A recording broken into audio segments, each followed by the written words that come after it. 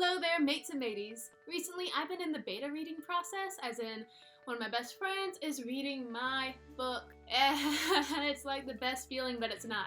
I send her a chapter every now and then, give her a big old list of things that she needs to answer, give some advice that she sees, pick at some things that she doesn't like, praise me because I need to be praised, or I'll just crumple up into a corner over there and cry my little heart out. But as me and my friend are talking about this, she's reading my thing, giving me pointers, and she's telling me an idea for her own book. I read some of her things, and she may be watching this, but I think I can say this, that she changed a lot of things that were from her original manuscript. She revamped the whole story, basically. So much, in fact, that when she was talking about it, she had this flame rekindled in her to get back into her story and write in it. And I'm like, good for you. So have you outlined? That's right, I censored your name. You're welcome. You know how much editing time that cost me? 2 minutes. My friend isn't particularly fond of outlines, even though I love making outlines. It's something I look forward to. Right now I'm in the middle of writing a sequel to, obviously, the book I wrote before. That's what a sequel is.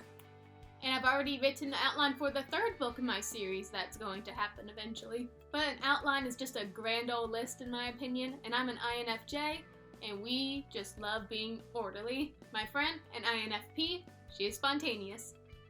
That's what I love about her, most of the times. So my INFJ personality just feels so accomplished when I'm able to check off my little timeline, been there, done that, what's new, what's gonna happen next. But I totally get where people hesitate when it comes time to make an outline. The idea of confining your story oddly to a schedule of just a piece of paper where you have to get it all out there, like a synopsis, well, it's daunting. And it seems to poke some fun out of that. Funness, that is writing. Funness is not a word. Just seeing everything written out in front of you, it makes it semi-official. Oh, you can go back and change it all, delete it all, add stuff in, whenever you want. I usually, when I make an outline, I write it on paper first, then I put it in the computer. I can copy and paste things, move this event up here, get rid of it entirely. But there's just a sort of dedication into, okay, now it's time to plan for it. We're getting into the training part of the marathon. And it's hard, but so important. It lets you see right in front of you, no excuses, if you have a story or not. So I'm going to share with you how I outline, and hopefully it'll help some of you out there who don't know where to start or what it should look like. This isn't the definitive outline, everyone's different. This is just what helps me, because I'm in between that area being a planner and a plotter and a plantser. I'm in between that area of being a help me. I'm in between the area of being a plotter and a pantser. I'm a plantser. In my humble opinion, it's a pretty versatile method. It's not even a method, it's a mindset. So to me, an outline is an itinerary.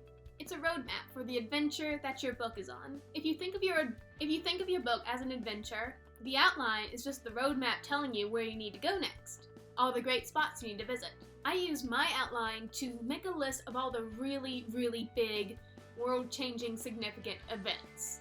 Your MC meeting his arch foe, a major death, a baseball game where a boy discovers who will be his idol, the hero that will set him on a life-changing adventure.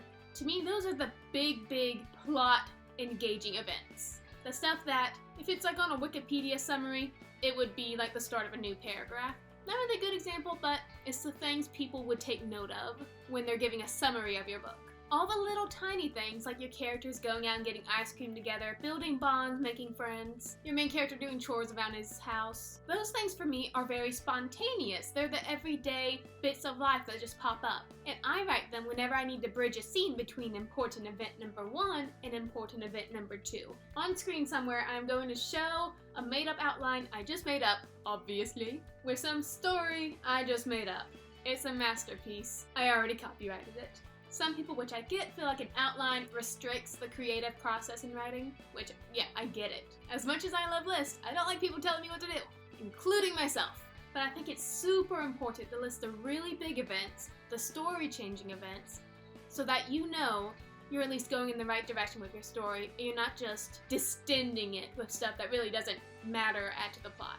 All that time in between, as long as it adds to the story and gets the plot moving, I give my characters free will to do whatever they want.